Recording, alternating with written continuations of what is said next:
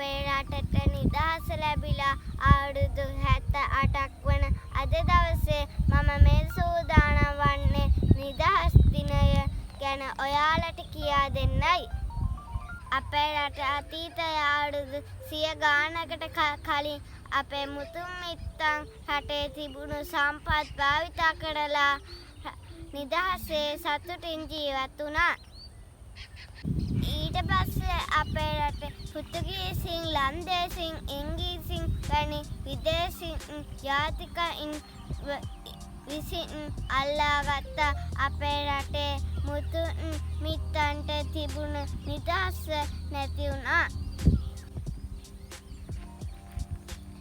ඒ විදේශ ජාති අපේ රටේ තිබුණු සම්පත් එයාලාගේ රටවල්ට අරන් ගියා.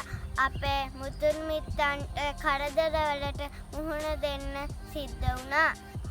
මේ කරදර ඉවස ගන්න බැරුව අපේ රටේ වීර පුරන්නප්පු, බංගාලේ ගොඩබණ්ඩා වාගේ ජාතික විදුවන් අපේ රටට නිදහස ලබා ගැනීම වෙනුවෙන් සටන් කළා.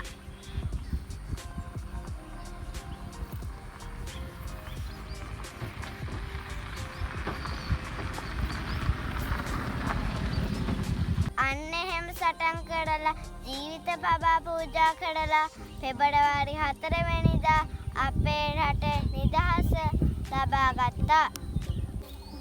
ඉතින් යාළුවනේ අපි මේ දැන් නිදහසේ ජීවත් වන්නේ ඒ ජාතික වීරයන්ති පුදලා අපේ රටට නිදහස ලබා දුන්න නිසයි.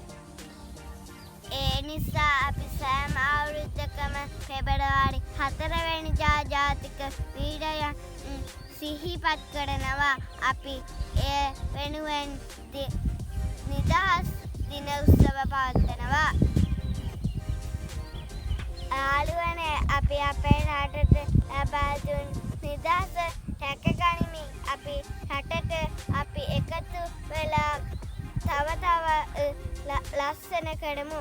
ඔයාලා හැමෝටම ස්තුතියි.